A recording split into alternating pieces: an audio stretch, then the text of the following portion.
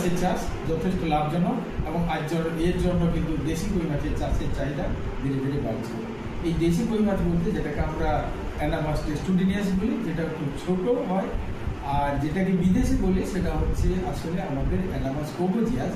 ওটাও কিন্তু ভিয়েতনামে কই বললেও সেই কইটাও কিন্তু আমাদের দেশেই পাওয়া যায়, গঙ্গাতেও পাওয়া যায়। যাই হোক, এই ছোট কই মাছের কিন্তু বাজারে চাহিদাটা বেশি।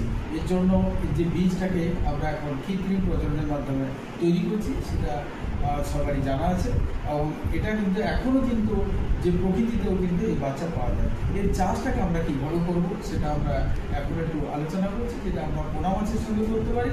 মানে এটা মিশ্র মৎস্যের চাষে মূলত এটা হচ্ছে রুই কাতলা মৃগের এটা যদি ছাড়া হয় 5 বা 6টা প্রজাতির মাছ, তার সঙ্গে কিন্তু কই মাছ করা যায়।